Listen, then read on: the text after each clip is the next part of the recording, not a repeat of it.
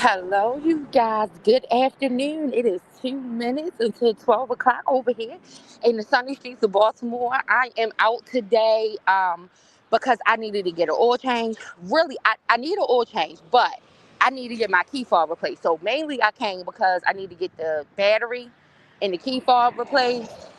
And because I needed to do that, I decided just to get an oil change all at the same time so that I don't have to come back. So, because my service appointment was for not this Monday coming, but the following Monday. So I just had him switch it.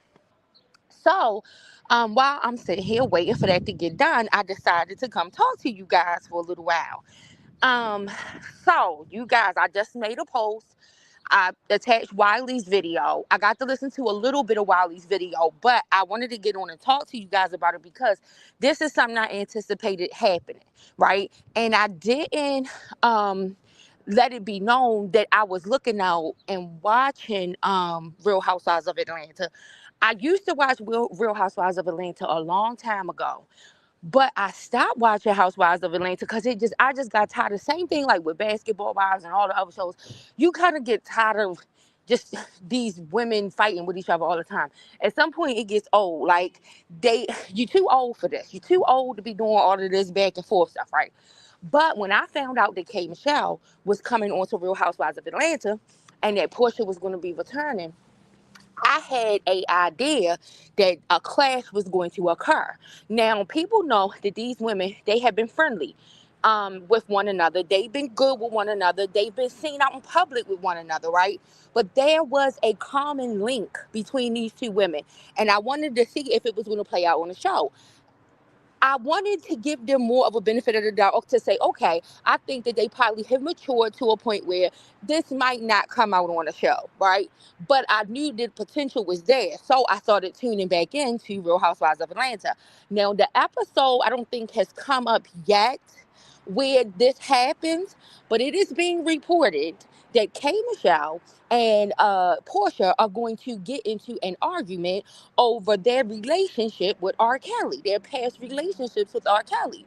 So I'm gonna tell you, I think I really knew it because when K Michelle did the interview with Jason Lee that everybody was talking about, the new interview, because some people are confusing it and thinking that that was an old interview because some of the old things that K Michelle said in reference to her relationship with R. Kelly was discussed in the new interview, right? So, but it's a new interview that K Michelle did a few weeks ago in relation to her experience with R. Kelly. And K Michelle kind of just let it be known like, listen, I didn't have the violent R. Kelly. I had the protective R. Kelly. I had the R. Kelly who helped my career.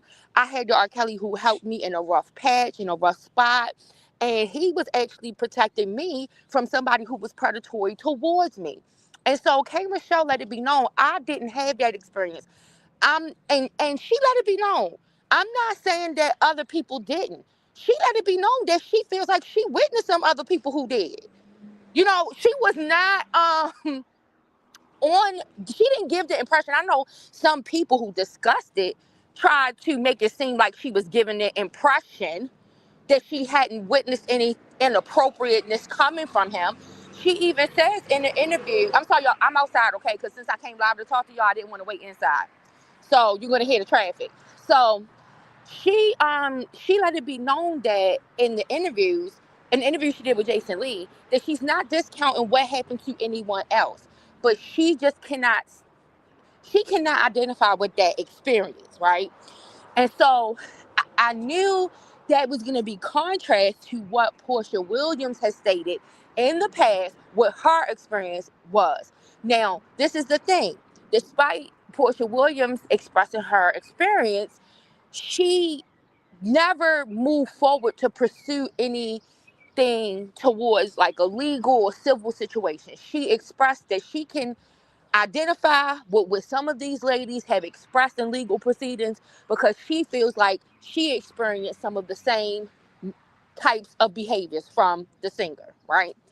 And so when I found out that K Michelle was going to be coming onto the show, when I saw her talking about it on Jason Lee, I was like, I wonder if it's going to create some tension on the show, right? So I was like, okay, let me tune back into Real Housewives of Atlanta because Real House, all of these shows, like if you've ever watched them before, you can just go back to watching them again and pick right up. You're gonna have to get caught up a little bit, but it's not gonna take much. You can just pick right up, right? So, I just like when I watch Young and the Restless or Bold and the Beautiful, I just pick right up. I might not watch for years, and then all of a sudden I turn it on, and I just need a real quick, brief update, and then I'll be right back onto the storyline, right? So this is what I did with Housewives of Atlanta. I started to watch the first couple of episodes with K Michelle being there, and um, so we all know that K Michelle came from the Love and Hip Hop franchise, which is slightly different than how Real Housewives of Atlanta is run, right? And so we know that K Michelle can be rather feisty, okay? And feisty sometimes leads to fighting. And K Michelle, in her interview with Jason Lee, expressed how she, throughout the season on Housewives of Atlanta, she has really had to practice restraint. It's really been trying to teach her conflict resolution and build her conflict resolution skills, because she can't just pop off like she would when she was on Real Housewives of Atlanta. I mean, on Love and Hip Hop. And it is due to the type of contracts that they have um, through Real Housewives of Atlanta. When it comes to um when it comes to those franchises, when they have that bad reputation that they allow a whole bunch of fighting and stuff to happen, it interferes with people allowing them to utilize their facilities sometimes. um Baddies and basketball wives, they have gotten turned down from being able to even shoot in certain places because they don't want their facilities messed up as a result of the reputation behind the show, right? So, K Michelle was explaining that there is Real Housewives, the Real Housewives franchise.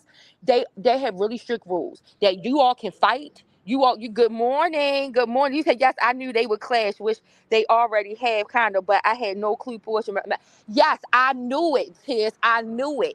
She came out and she didn't bash him when the women will come. Other women were coming out and saying what they said, but she basically let it be known like they all of what they saying ain't no lie. Like I don't know what their experience is, but I know that some of what they saying I can identify with it.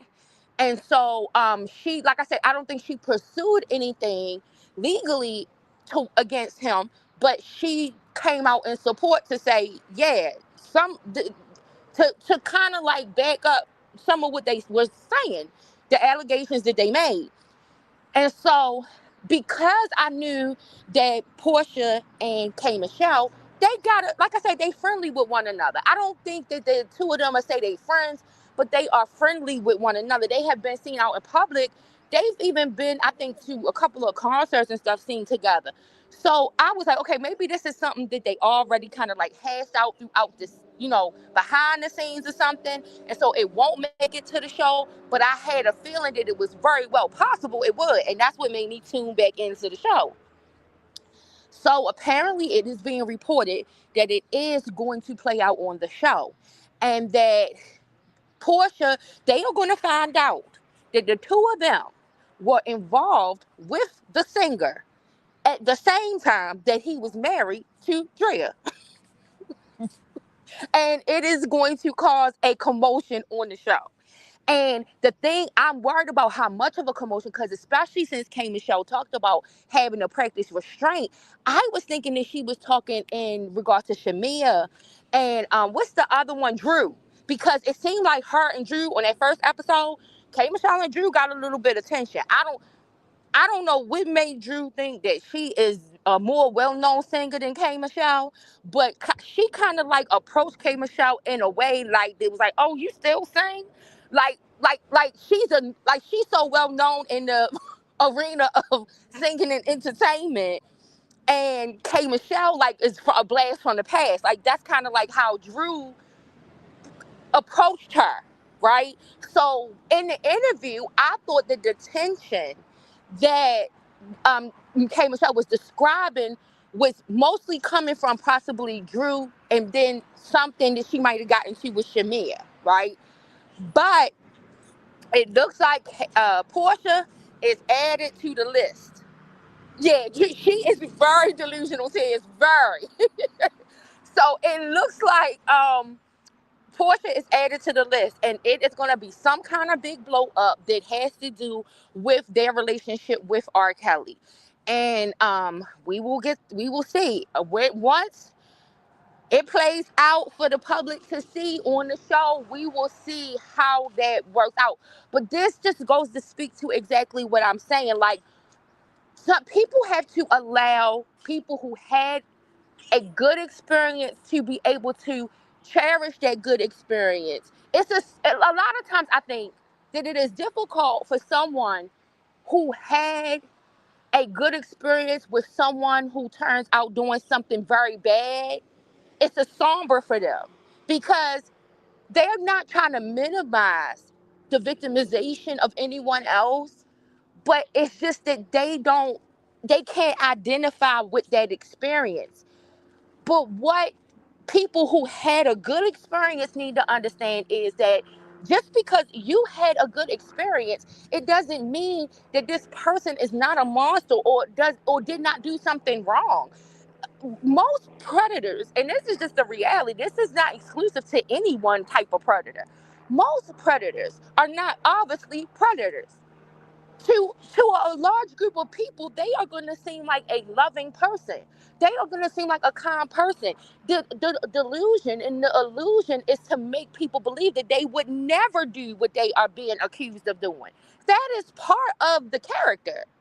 And so for a person that has a good experience with someone to try to minimize the experience of another by using their good experience, it doesn't go off well. It doesn't go off well because yeah, some people can look at them and say, yeah, I know they a predator. I know they look nasty. I know they and sometimes that is even tailored and twisted to what you also might already know about the person, right? But a lot of predators, a lot of criminals, they hide in plain sight. They are people that no one would ever suspect. They will be a gentleman in the street, and then they will be the monster under your bed at night. That is the nature and character of a lot of predators.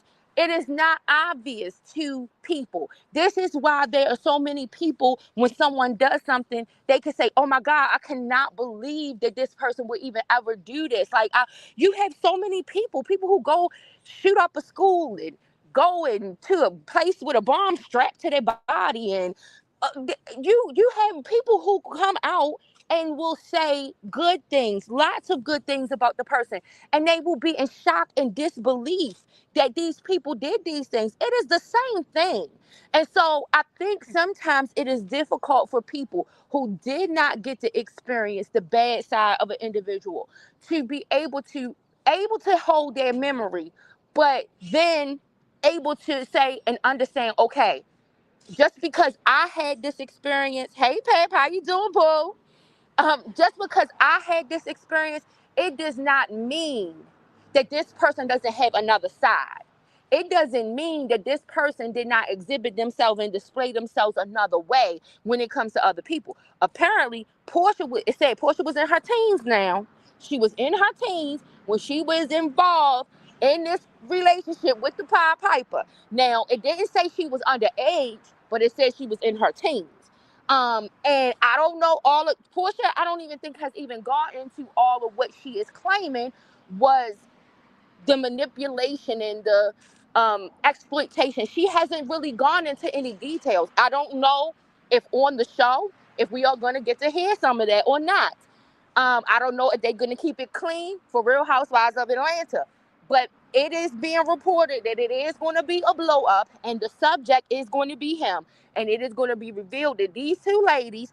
And this is the thing, y'all. Though this is the thing, I find it hard to believe that the friendly relationship that they had prior to the show, that this is just being discovered. Like, I have to admit that when it comes to this storyline, it feels rather staged. I don't know where the staging came from. I don't know how this is something about it feels staged because these two women have been in proximity to each other and have been very friendly, been seen out with one another. They both know that they had some involvement with R. Kelly. So it just seems something that this was some drama to bring to the show. Now, whether these two women were involved in the drama of bringing it to the show, I don't know. Or whether the producers just situated it in a way to ignite the flame. I think it's more likely of that. I don't think that the two women were involved in orchestrating this outburst, but I think somehow the producers brought it to a head. But I just find it difficult that the interactions that these women have had with one another throughout the years, that this is a new discovery. That they're just finding out that the two of them were in fact involved during the same time with the R&B singer. It doesn't sound right, and maybe we are going to find out that maybe they did know that both of them were involved. They never had a conversation about the time frame and just maybe possibly assumed that it wasn't the same time frame because maybe the two of them didn't run into each other. Hey, Justine, how you doing, boo? Girl, we is talking about the fact Portia and K Michelle is gonna have a blow up on the Real Housewives of Atlanta about their relationship with R. Kelly, girl. It's gonna go down on the Real Housewives of Atlanta, and that is why I started watching, because I had a feeling. But even with me having a feeling, I didn't know that they had overlapping time frames. I didn't know that because like I said, they've been out with each other in public. They've been friendly with another. At the least, they've been friendly. I don't know if they would identify themselves as friends, but at the least, they've been friendly with one another. They have attended events with.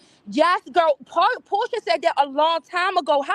Girl? Tia said she didn't know Portia a long time ago. Portia made a mention. She said something in support of the girls, the victims. From the Surviving R. Kelly series. She said something in support of them a long time ago. She didn't like make a big deal of it or didn't join in on with the legalities behind it, but she said something in support of that a long time ago. So, like I said, I don't. If y'all two didn't realize it, maybe K Michelle did realize it. I don't know, cause I'm gonna see if I can find the original clip of when Portia originally mentioned her relationship with him, and so that I could post it for you guys to see. But it was shortly after the series came out. Hey, Purple, how you doing, boo? It was shortly after the series came out that she made a little, and then she didn't go into nothing. And just like how K Michelle, when initially when she was asked certain things by interviewers after the whole, after he got indicted, a couple of interviewers did attempt to ask Portia. But she really did. She just let it be known like it was not. Yeah, I can identify with some of the experience of some of the girls who are coming forward now. You said, when did she have time? She was Mari Cordell. She was in her teens. She was in her teens. Now, it doesn't say she was a minor, but she was barely out of her teens, is what it said. So I'm assuming maybe 19-ish, that she was involved with him. But yes, yeah, that is a thing. So they are gonna have a dispute, a southern belle dispute, over the singer, and we are gonna be waiting for it to come up to see it so that we can talk about it, child. Cause like I said, I think this is the tension between all of the sides of this whole fiasco. Is how do you reconcile people who don't know that bad part, and then the ones who do? And I think it has to be a way that everybody has to try to let people have their memories and have their experience without casting aspersions on the other side. A predator is not obvious. Most predators are not obvious. That is how they are easily able to capture their prey. They ain't preying on everybody. They are going to be Mr. Loverman to some, and then they are going to be goddamn um to Jeffrey Dahmer to the other. Like that is what it is. It was some people who could say some good shit about Jeffrey Dahmer and Ted Bundy, and the BTK killer. The BTK killer, he was sending adults to the damn police from the damn church. He is superintendent of the Sunday school. So I'm sure none of them little kids and those parents and the parishioners in that church didn't think they was in shock. They didn't know what was going on when their church had to get busted into and the computer get confiscated because he was the one who had did all of these serial murders. Like that, the pathology and the characteristics of a predator is not to be obvious in most situations. You said K. Michelle better keep her mouth shut. Her career isn't strong enough to praise a child molester. That's why she's on the show. And I think that this is people's tension about her being on the show, Just V. They keep mentioning like the fact that she was on the Love and Hip Hop franchise. I think that's code for what you're suggesting. Like, that's a cold way to say, hey, the caliber of this person, um we don't want on this franchise. But this the thing, y'all, to be honest, like I said, I look at all of them shows the same. It's just that some of them is more sophisticated than the other ones. I don't like the not what none of them really be doing on them shows. Like, I just think it gives a bad representation either way. Some of them go further than others, but I think it's still the same thing at the end of the day. You said the BTK killer must have wanted to be caught. uh he did it to himself. Exactly. Well, the BTK killer was mad that other people were getting credit for his crimes, Just V. He saw that because they did not believe they weren't on to the BTK killer. In the media, they were thinking that his crime was somebody else because his crime had a style of like a copycat, like he was a copycat. And so they were like giving somebody else who they had still not yet found or named, they were giving them credit to say, I think the person who is committing these crimes is also doing these crimes over here. And he got jealous, girl. And so he started sending, just like what's the other one? They were sending the notes into the Zodiac killer. He took it from the Zodiac killer and started sending anonymous notes into law enforcement to drop clues, to let them know that it was somebody different than who they suspected, who they were attributing to. Yeah, just a psycho. Absolutely, just a psycho. Like I said, it's these people. It's the same way, just be that I say, like when I said YSL and Lil Durk and all of these King Von, all of these other rappers who use their lyrics in order to promote their crimes and then try to pretend like that's not what they're doing.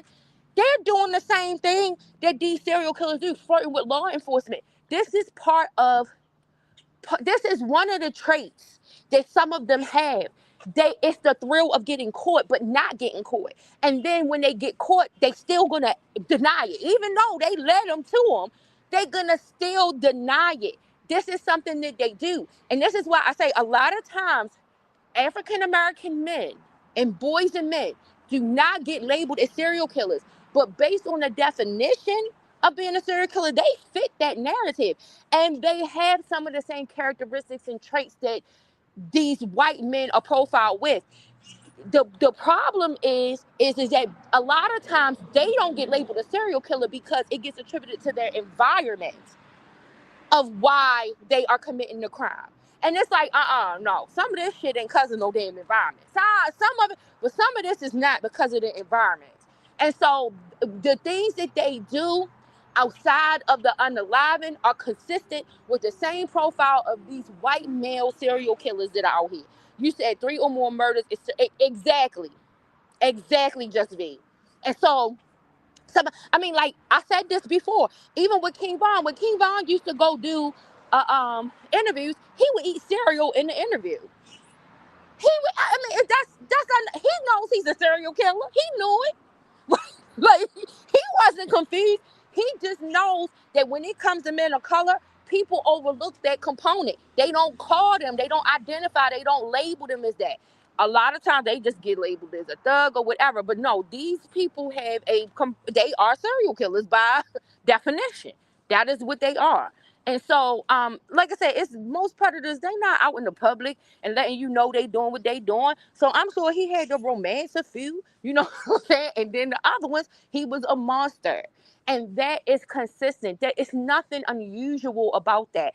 To try to use your good experience with someone to say that you know for a fact that they would never have some other personality that is displayed differently with someone else, you cannot guarantee that. You cannot give bear witness or try to speak on the behalf of what somebody and how they conducted themselves with someone else, especially when it is so much evidence that shows that this person had some other kind of something going on. Like he wasn't always this great person that you say that he is, you know.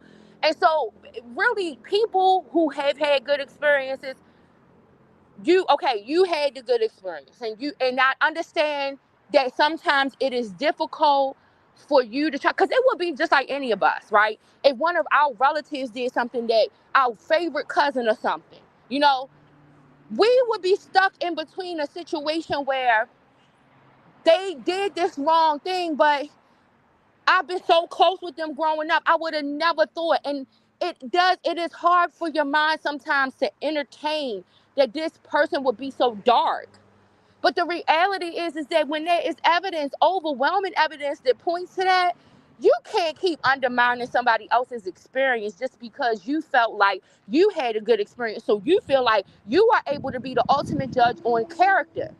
Not when there is too many skeletons that suggest otherwise about the person and about the individual. And so I think this is part of the clash that we are going to see. And I don't, part of me thinks that Portia might have been so passionate about that negative experience that maybe she couldn't hear all of what K Michelle was trying to express. Because K Michelle did let it be known in the interview, she is not saying that things didn't happen to, other women. She acknowledged it. But sometimes when you are passionate and you feel like that you have been violated and you feel like you've been wronged and you feel like a transgression has been committed against you, you become passionate and sometimes you're not always saying it. I really hope that may be the base of the dispute between them and that they are able to try to like reconcile it with each other. But baby, with the two of them personalities, Portia, listen, the one time Portia got in trouble when she grabbed Kenya up. So this could be a mean one. That's really what I wanted to see. Like this one could explode because you got two very hot tempered people. But in the Jason Lee interview, I think K Michelle was clear that she was able to maintain her composure, but it was very hard and difficult. And so we don't know how far it's going to have actually have gone. But with the two of them, that's an explosion, like an atomic bomb, y'all. I don't know. I don't know what it is that we are about to see, but I just wanted to come because when I saw Wiley post about it and he read it in an article, and so I have not seen that on the episode yet, but I haven't watched the episode for this week, so I don't think that it happened on the episode yet, though, this week, because there's no clips released. I haven't seen any clips released on the back and forth. So I think this is going to be on an upcoming episode. So you guys, we are just going to be waiting to see how this whole thing shakes out, what is revealed in this conversation on Real Housewives of Atlanta, and then we will come back and talk about it as soon as we have an update. You guys, thank y'all for coming in here and talking to me. Tears, purple. You said, what's wrong with K Michelle that she wants to die on this hill? I don't know, Just be. That's what I'm saying. I think that this might have been orchestrated by production because these ladies have been in proximity with one another. Yeah, a real hot mess. These ladies have been in proximity with one another. So I think that it might be, that's why I said we got to watch and see how does the conversation come about. Do they use another cast member to bring the conversation up? Because we know that that's what these production teams will do. I don't think that these two ladies was anticipating that they would get into this argument. I don't think that, but the production will situate. You said he didn't help her career and she wasn't publicly linked to him. I think she feels like that she has some allegiance, that she's responsible because she feels like that. I mean, you listen to her talk about when she went through the stuff that she went through with Memphis. He was the one that protected her through that. But this is the thing. I happen to know of some men who are just like what she's describing. I know some men that is terrible as hell to their significant other, but they have done things to protect other women. That's why I said it's like it's weird. It's a weird dynamic, right? Because this is the thing. They gotta be good to somebody so that people can believe that they are good. They gotta maintain. They can't be a monster to everyone. That's part of the cover up, right? So, and I'm not saying per se that it was all a cover up. I'm not saying that he didn't have his moments where he was a human. You know, he was a human being with feelings and wasn't sincerely doing this. But we do know that that is the characteristics of a person that is like that. That is how they is. Like I said, I personally know some men who are horrible as shit, but they have done things to come to the rescue on the behalf of other women. And when I see it, I be looking at them like, are you fucking serious? Like, like I know what you do at home, and then I know what you doing. Like this don't go together. It don't seem like it go together. But I don't know. Like like I said, the problem is that I think on both sides, people think that the person's personality has to be the same all the time, and too often, no, it is a split personality. It is a bipolar thing, and this switch turns on and the switch turns off, and sometimes people can't even figure out what turns the switch on and what turns it off. And so, in her situation, that he she feels like that he brought her out of this place of despair that she was in when she was dealing with Memphis, and he gave her an opportunity to create, to be in a space where she could create, to where she does make it to where she is. I mean, K Michelle is doing pretty good for herself. She is. She's not like she's creating a lane in the genre of country music. She does have some things going on for herself, and in her opinion, she feels like he gave her that opportunity, that he provided her with that platform. And so, despite what we might think, that's where she is. That's how she feels. She feels like that based on what was happening with her at the record label surrounding the whole thing with Memphis, that she would have never been able to make it out of that. You said it's not one accuser, it's 10. Same way Jarvis was a pervert and women who defend are trash. Yeah, I'm not saying. I don't think that this is the thing. I don't think K Michelle is defending him. I think that is that's what the slight difference is. Not based on how I viewed the interview anyway. Just V. I don't think she's defending him. I think she's saying I don't know of that bad experience. She's not saying that these other people did not have a bad experience with him. She is saying that she had like somewhat of a shock because she didn't experience that with him. And she mentioned he need to be accountable. She also said she thinks there's a lot of other people that she witnessed around that if this was going on, they needed to be accountable too. So I don't think that she is per se saying that, and that's what I'm saying. I think that that's where the commit. You said she's working, but I'm saying she's not the artist that she should be.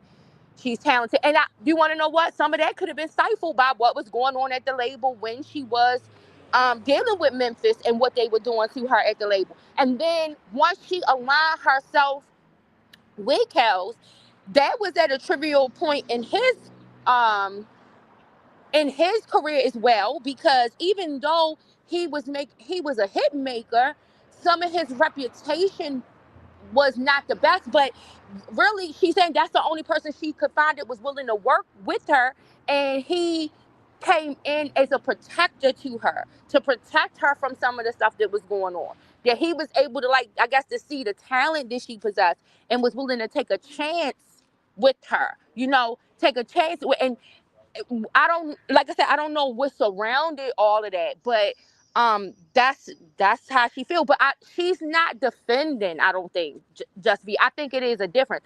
It's like I said, it's like a person having a shock. Like when if you were in a bad situation and the man comes and he rescues you out of that situation, and even though y'all didn't end up staying together, he really helped you through that bad time.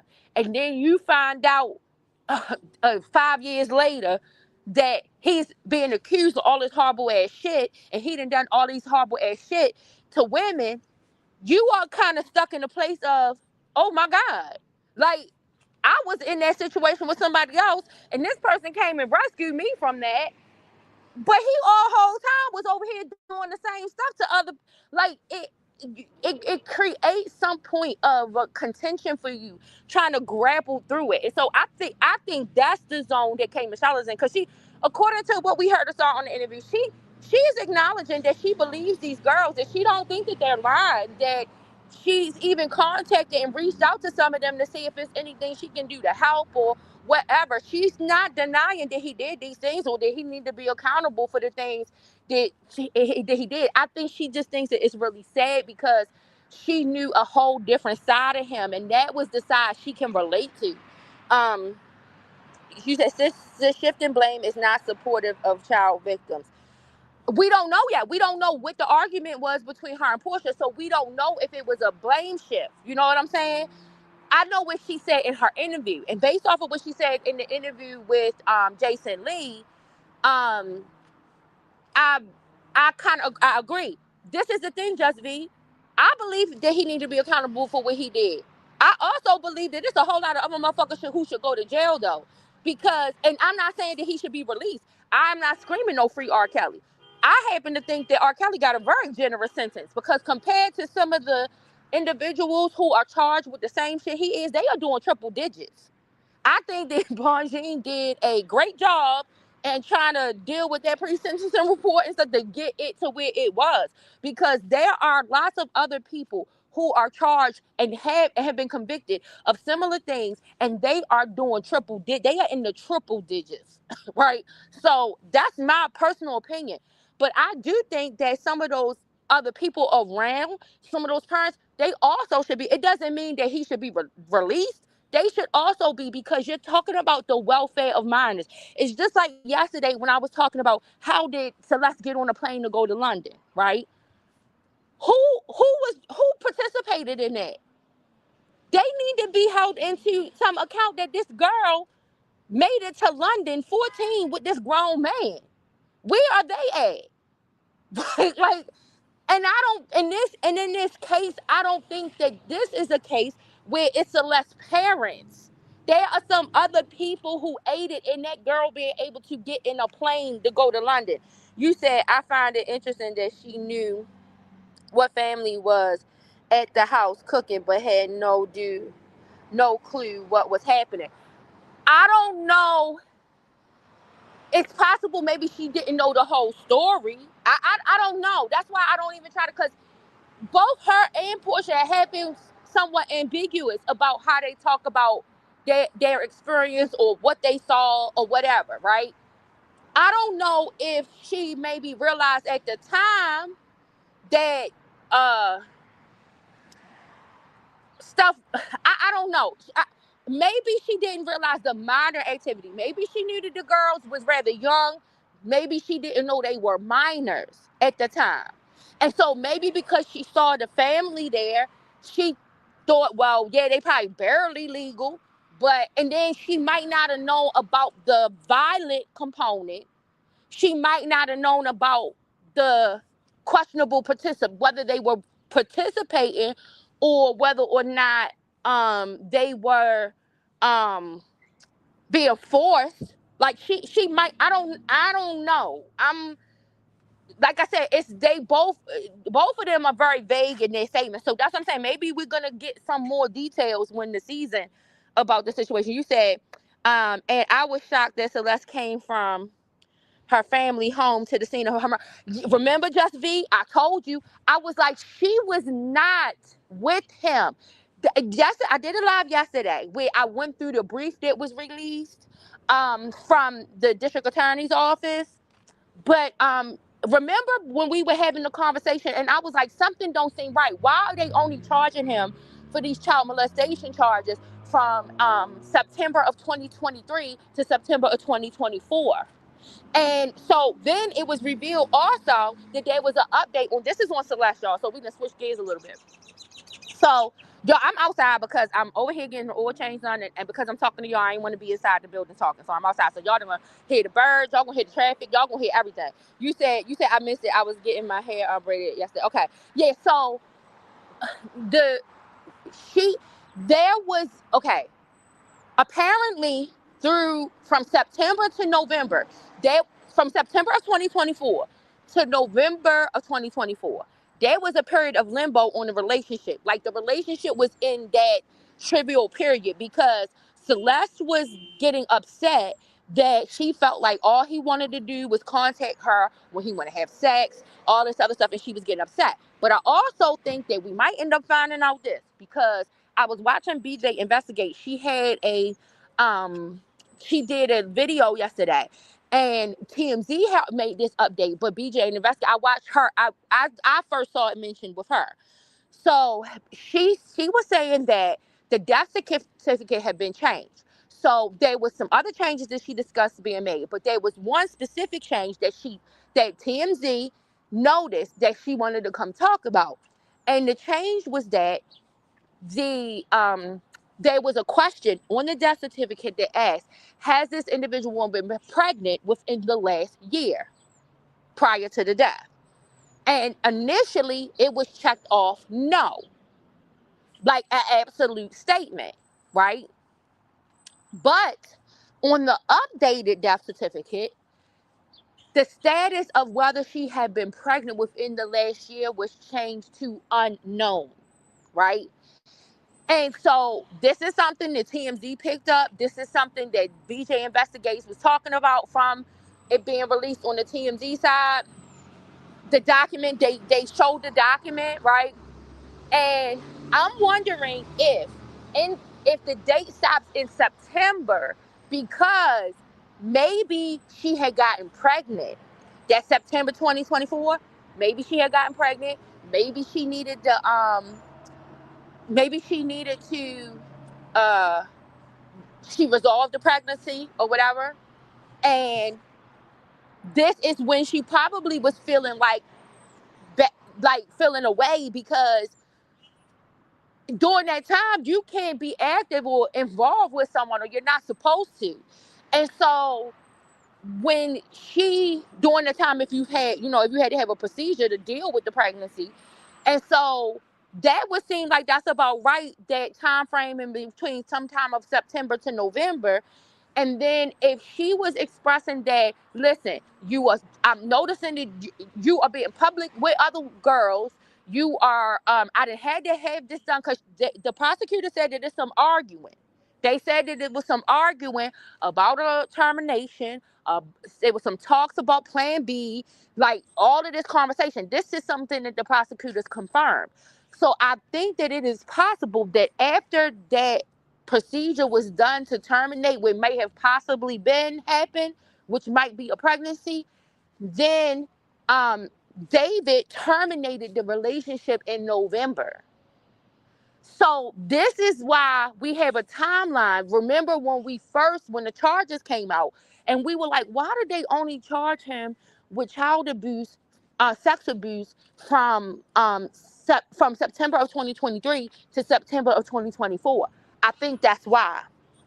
And I think we are right about the fact that she went home, but the parents probably didn't feel comfortable or didn't contact law enforcement to let them know that she came back home because she was a habitual offender. She was always running away.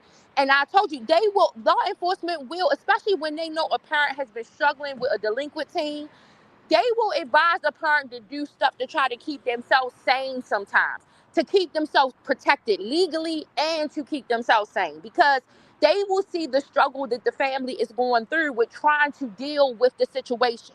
They damned if they do, they damned if they don't. If they get too aggressive with the child, their ass is going to jail. If they don't do enough, then they're going to jail. They are in a rock and a hard place. And so law enforcement will sometimes give tips to the parents when they see that happening. And that's why I said I'm not yet ready to throw the I'm not ready yet to throw the book at Celeste's parents. I think we are gonna find out that they tried to do all that they could do in an out of control situation. Um, you said, I'm curious to what more Celeste thought should be happening.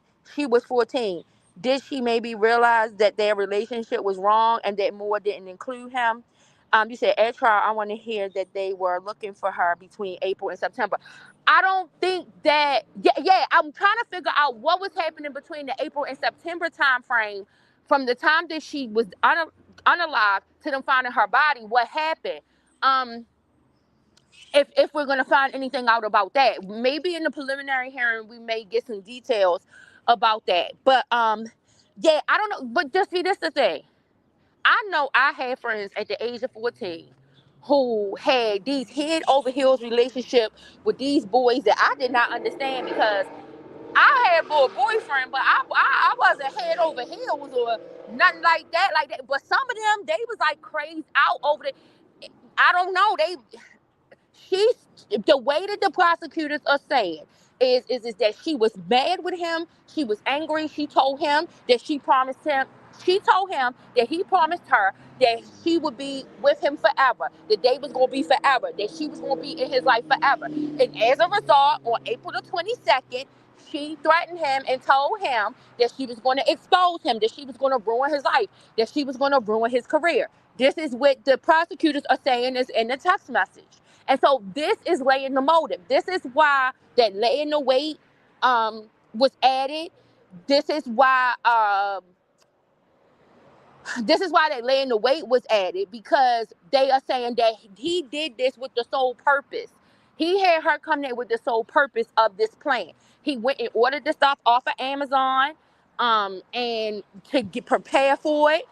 And the prosecutors are saying that within a matter of 40 minutes, the girl was gone. That she got there in the Uber at 10:20, and by like 10:58, she was dead. That's they have it almost to the exact hour of when it happened.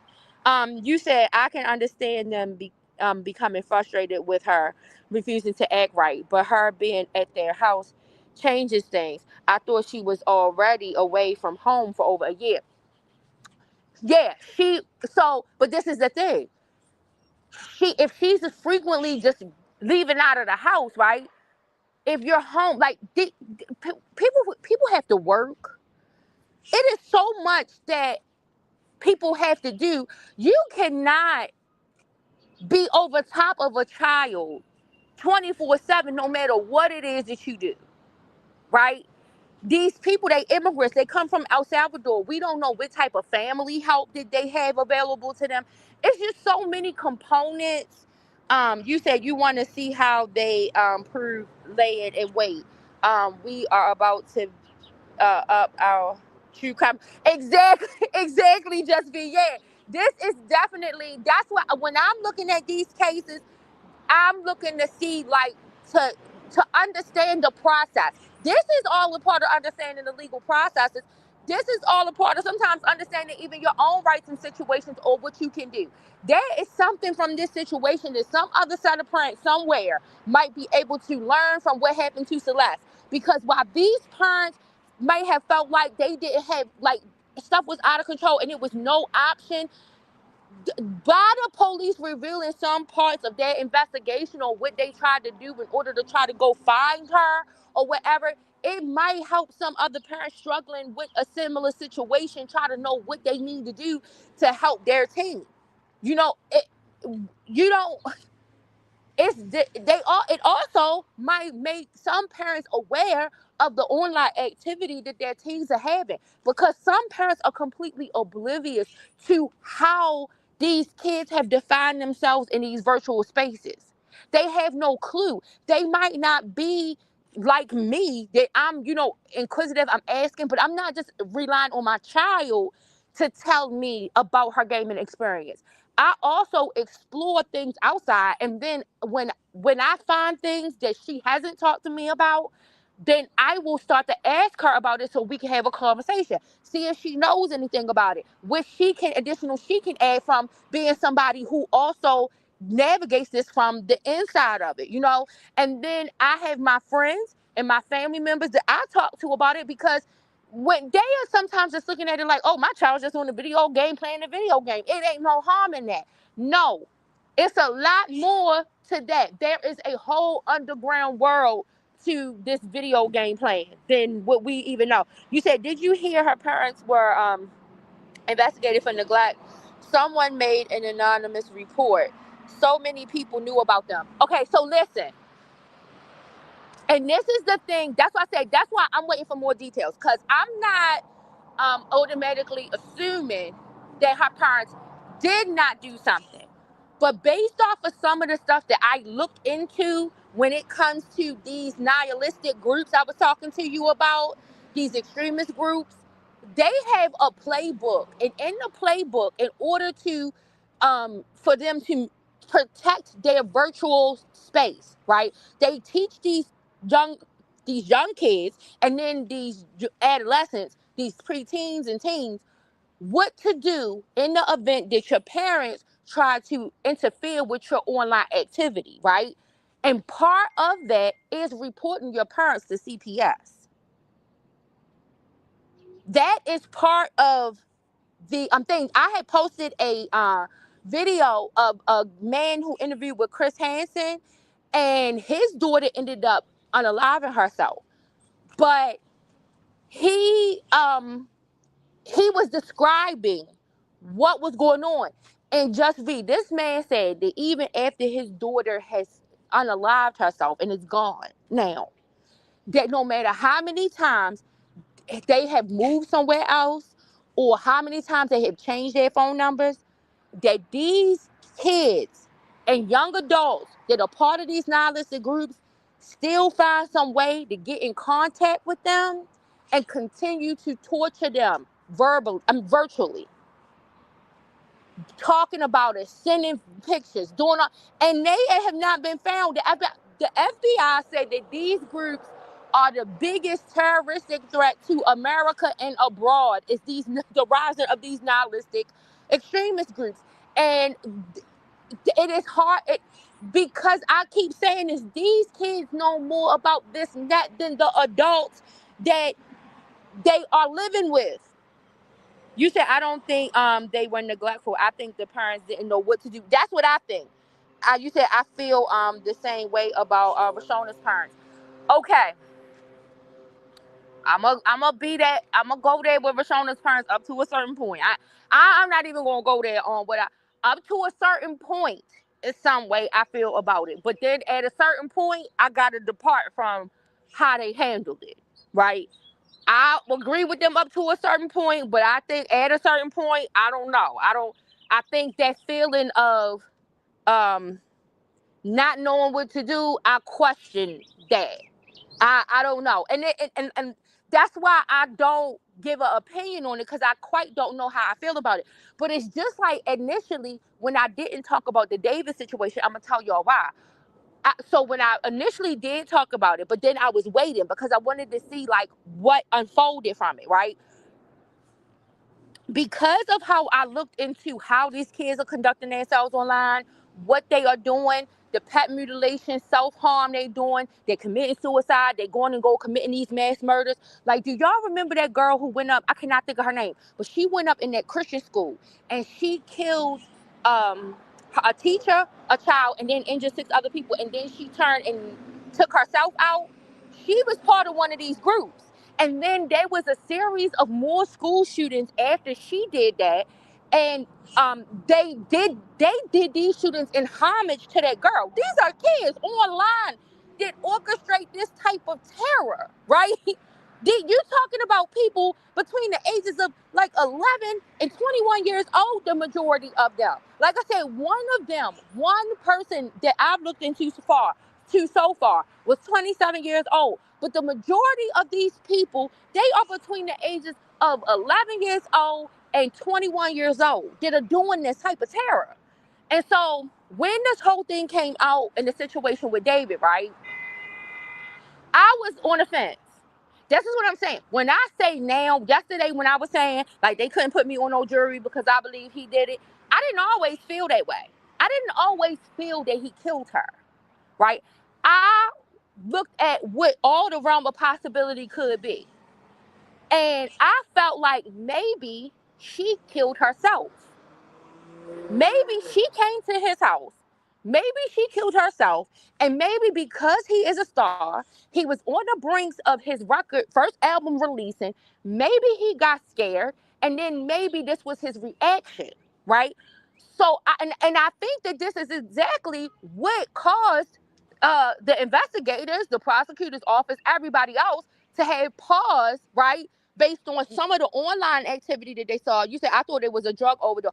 I thought that was a possibility as well. I didn't know what the method might have been, that she might have done something to herself, but I thought that there was a possibility that she could have done something to herself and then placed herself in his presence, knowing that her demise was about to happen because she it is clear, the prosecutors say it is clear he broke up with her.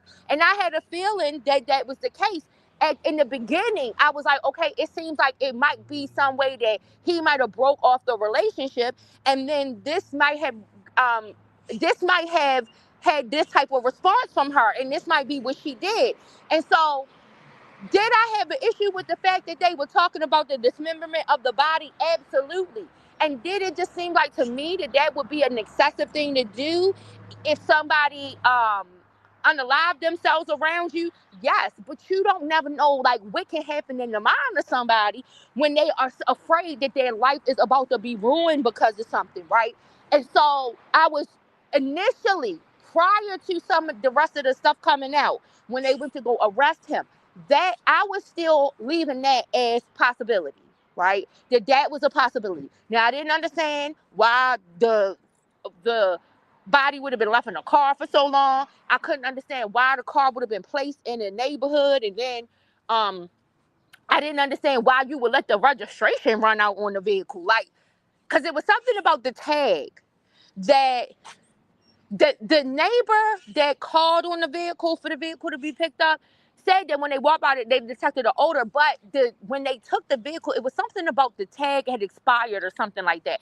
So all of that seemed like weird and strange to me. But I was still given the benefit of the doubt to say maybe he didn't actually commit the murder.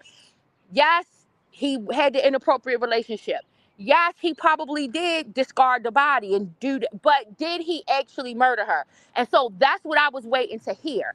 Based off of what has been released from the time of his arrest all the way up to that brief, I am convinced. Don't put me on no jury, because I don't need no more convincing. I don't. Now, I ain't gonna say this. I ain't gonna say that it ain't the possibility that they could go up in that, the defense can go up in that courtroom and maybe they can do some David Copperfield ass shit, and we find out he did not commit the crime. I just don't even sit me on that jury, because right now in my mind he did it, and I can't promise that I'm gonna be willing to hear. There are situations where I know when I'm looking at a case, I'm like, okay, this is how I might feel about it, but I'm willing to look at what is presented and then make a decision, right? This is not one of those situations. And that's the honesty about when, if people, that is a level of honesty people should carry with them when they are moving forward in order to civilly participate in this process. Because like I said, I know some of these people out here, they would get on the jury purposely to throw the goddamn case. I'm just sorry. They didn't said it. They didn't and also much said they would do that. Justin, you said, why do you think we like true crime so much? And why do women like it more? I think Keller thinks I'm obsessed. You know who else did it? Pooh Shiesty. Yeah, Pooh Shiesty did that. He did what they said he did. Don't put me on that jury. Don't put me on that jury either. You know, like I said, there are some juries that I might be willing, like a Big U. I might be able to go sit on Big U jury. Nick Reiner. I might be able to go sit on that jury, and I'm gonna tell you why. Because he is pleading not guilty with reason of insanity. I could go sit on that jury, because the one thing and the one fact is being admitted that he did the actual crime, but it's another component.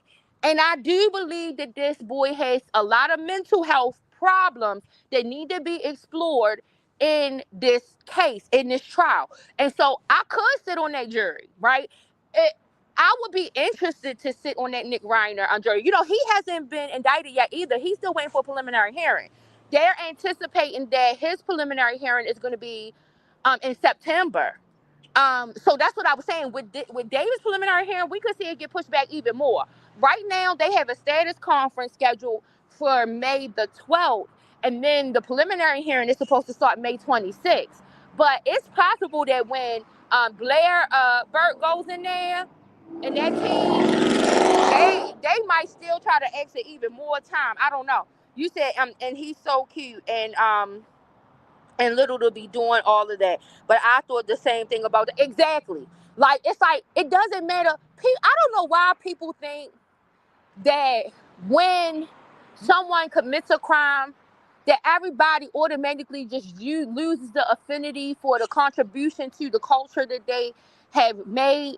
It's not that. It's just that we have to be honest and acknowledge a crime was committed, and we believe the person did it.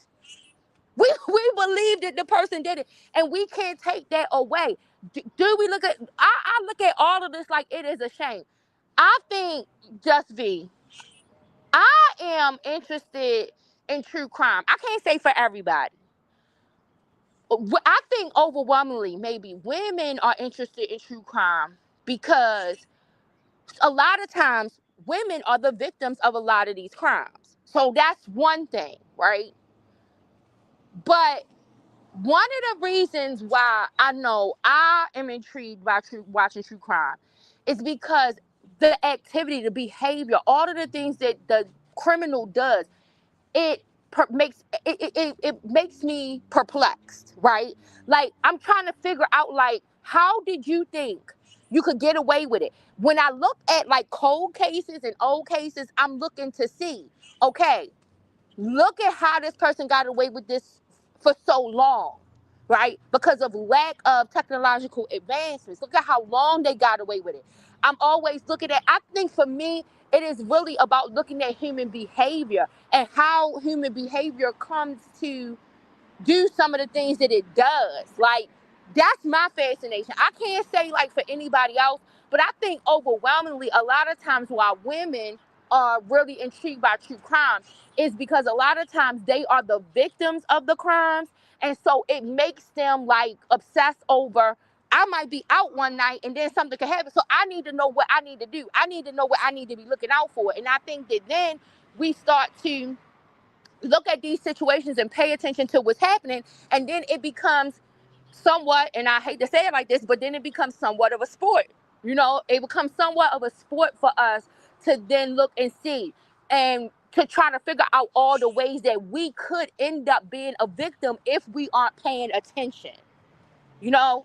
So I can't say for every, I know for me, like I said, there is something additional because I am fascinated with how people think they get away with the crime or how they go about getting away with it and how long they're able to go away with getting away with it. And then especially those who do things, I'm fascinated with those who do things to try to bring law enforcement towards them to expose them committing the crime. Like that face, it's like what is going on in the mind of this person that would do that? You know, that would commit a crime that most people would want to try to keep concealed, but they do things in order to like flirt with the police and law enforcement and to try to be exposed, and they get this thrill from the chase. All of that stuff kind of like intrigues me, but not intrigues me to the point where I would be no pen pal to no serial killer. Now I don't understand those women. I don't understand no woman being no pen pal to no serial killer. You what you say, Just be? You said, and black men generally seem brokenhearted that Gucci could be robbed. They thought he was in war. Well, yeah, and well, this is the thing. I think it forced Gucci, Just be, to have to say there is sometimes when you gotta snitch, bitch. Like, like Gucci. That's why I said I don't cast. I don't feel no negative way about Gucci having to turn Pooh Shiesty and his daddy and all of them others in. And I don't feel no kind of way about the people who are holding Gucci accountable for what they call snitching. Because Gucci was a part of that culture that was no snitching culture. And he has a very strict criteria for snitching. Some of the people who had come from that no snitching culture, the criteria wasn't as strict. But Gucci had a pretty strict criteria for no snitching. So I don't feel no kind of way about the people who are looking at Gucci saying, yeah, now you a snitch. I think that that's, perfectly fine for them to feel that way. And I don't feel no kind of way about the fact that Gucci did snitch. At some point, if you live long enough, something will happen where you're going to need law enforcement. And this is why you need to be careful about what you push. You said, you thought about writing Jarvis. No, you didn't, Just be. Khaled didn't think there were nobody murder cases, but he watched true crime. He'd have known. Khaled didn't think there was nobody murder cases. Yeah, that's what I'm saying. Like, some of people are naive. Just because they will refuse to watch. You did not think about writing no goddamn Jarvis, girl. Shut Shut up. I'm not writing no serial killer. Now, I ain't doing all of that. I think that is how what's the author of the beat? I cannot think of her name right now. It's the woman who wrote BTK Killer. She's a professor at LaSalle. Brian Kohlberger ended up being her student. And then he reached out to the BTK Killer prior to him doing those murders over in Moscow, Idaho. And there are some people who think that he purposefully went to go be her student and went to her class because of her connection to BTK. Like, of course, she wrote a book. She's a professional, and she had this professional relationship with the BTK killer, but he sought her out. The BTK killer sought her out. I can, Ramsland. I can't think of what her first name is. But Ramsland is her last name. She's a professor at LaSalle University. And BTK Killer sought her out to write books because she was providing commentary on the case. And he sought her out and had her come to the jail. And then they forged this relationship. And then she wrote the biography on him, right? But then you have this connection that she has to Brian Kohlberger. And Brian Kohlberger was contacting the BTK Killer. He was writing him in jail. And so there are some people who think, did he seek Catherine Ramsland? Catherine Ramsland. Did he seek Catherine Ramsland out because of her connection to BTK and because of his own aspirations in the world of criminality? Right? Did he seek her out? And that's a scary ass thing to think. If I was her, like, I'm in a clutch of another killer, another dangerous ass killer, my student. Like, that is just weird. It is just weird to think. And so, no, I'm not trying to, I'm not reaching out to no serial killers. Reaching out to they might tell their other serial killer friends. And then some of their serial killer friends might be out here in the world. And no, I'm not reaching out to no serial killers. I'm not doing that. You said I don't understand Gucci being called a snitch. There was two police officers and a white man who were not okay with being robbed at gunpoint. They did the telling. I was going undercover like Sylvia. I was gonna try to find that baby's body. Shut up, Justin. Shut up.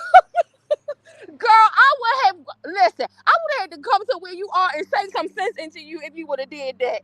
Shut up. You said aspiring to be a serial killer is some type of nuts. Yeah, it is. I I don't, look. Okay, so going back to the Gucci statement that you made. Yes, those men did talk. And as soon as I seen the pictures and I seen the cover of those men in those pictures, I said, oh, this is why Gucci had to tell. I felt like that too. I was like, okay, this is why Gucci had to say what happened because he done took them clear people in there with him. And then Pooh Shiesty and his daddy, Pooh Shiesty done wore that goddamn GPS device over there doing all this shit. Yeah, Gucci gotta tell. But like I said, it is only because of his rhetoric, Justin, that I'm saying what I'm saying.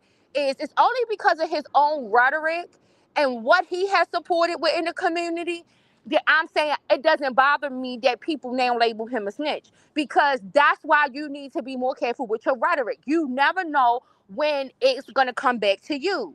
And so that's why I'm okay with it. I'm okay with the people who don't look at him as a snitch.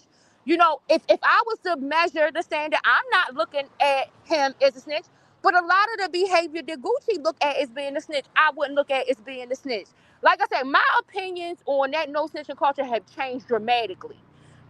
So, and hopefully his have too, after what happened to him. You know, some people learn how to get rid of that thinking before something happened to them. But some people, it takes something that happened to them for them to get rid of that. So I don't think I think that no snitching culture gives the community a false notion of community preservation. Meaning, it makes us believe that we are somehow protecting our community from uh, um, with the prison industrial complex, the new Jim Crow, all of this. And I'm not saying there is some data and some information into that. The over militarization and over policing of our communities. There is definitely some disproportionate numbers in the amount of incarcerations that we have within the black community, and crime, and how certain people are targeted and convicted of certain crimes while others are not as much prosecuted for similar style crimes. I'm not denying none of that. But the idea of no snitching gives our community a false notion of community preservation.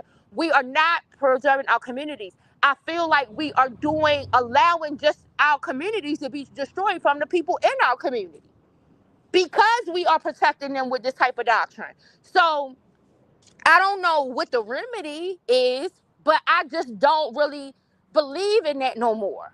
You know, I don't believe in us doing that. Um, you said, wait a minute, Justin, you said, girl, I was about to send all kinds of love letters to that person. How, how you commit armed robbery with an ankle monitor? It's something really wrong with Pooh. I feel sorry for the people who really love him. That's a tough job. You said Gucci's other artist just came home and changed his profile pic to Pooh. I don't understand how Gucci is the villain in this. I listen. I don't know. Like I said, because he made himself the villain. Just be. That's the point I'm making. Gucci made himself the villain in this situation, in my opinion. It is because of his own rhetoric that now people are holding him to his own rhetoric. I don't agree to that.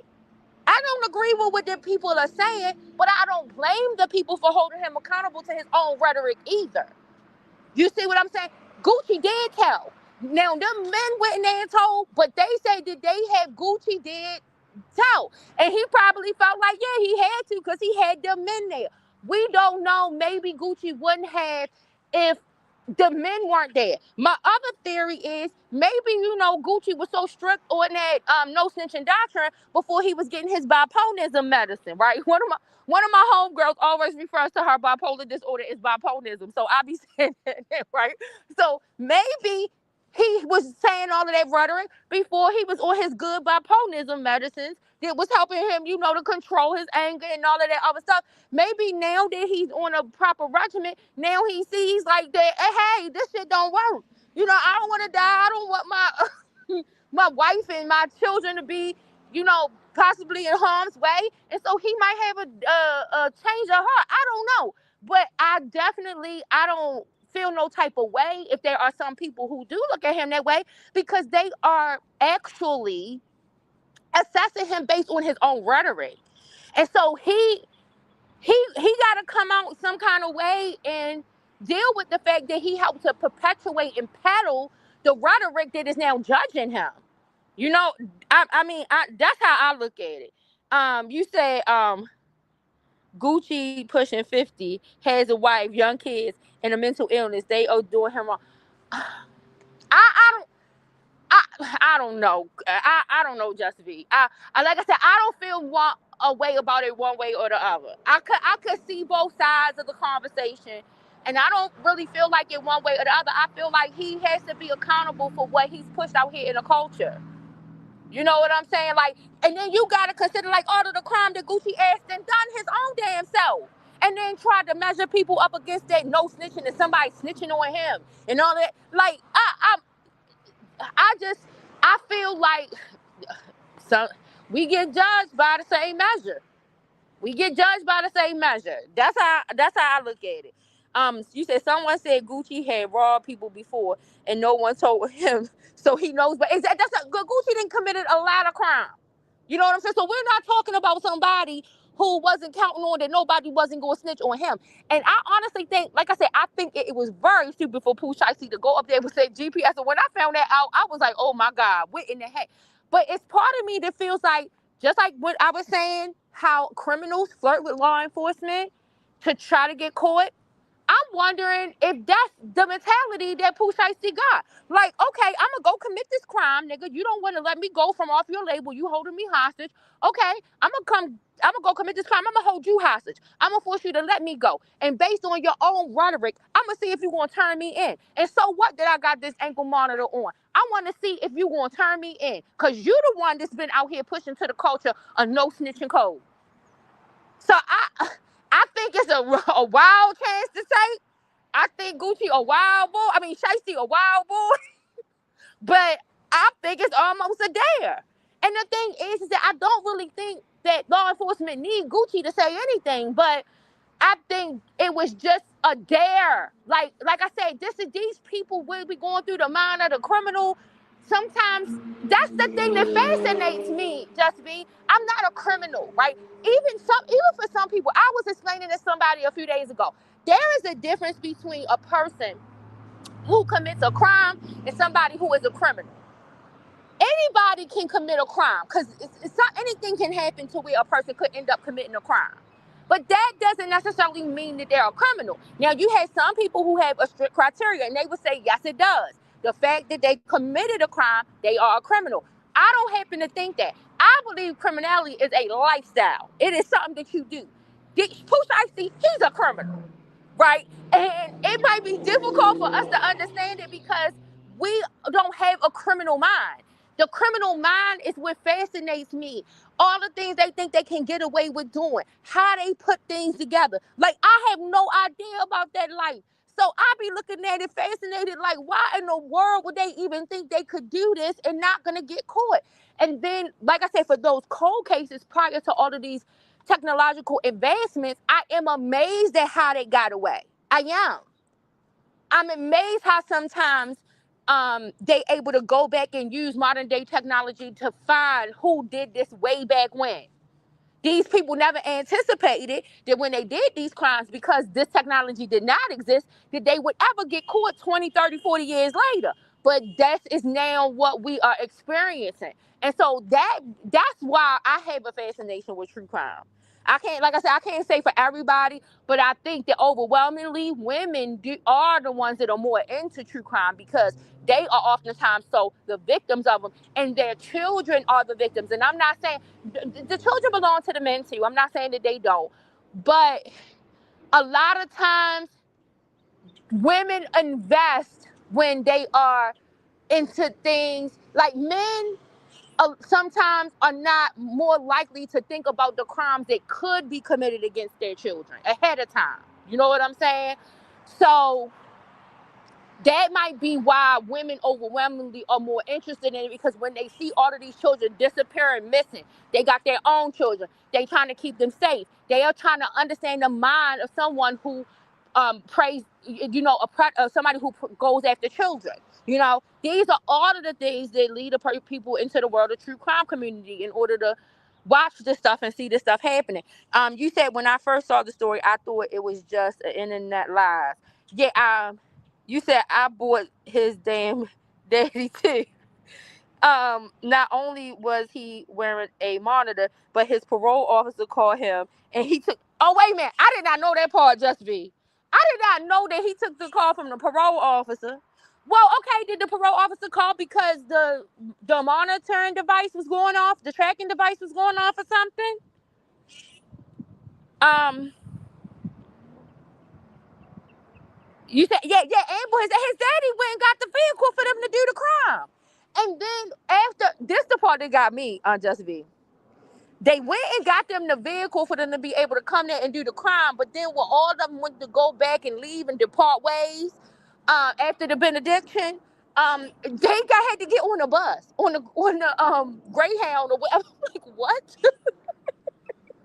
What is going on? Like, what kind of organization was this here? What kind of coordination is going on with this? This is going to be interesting. I really hope. I don't want nobody to take no plea deals in this situation. I want to hear this.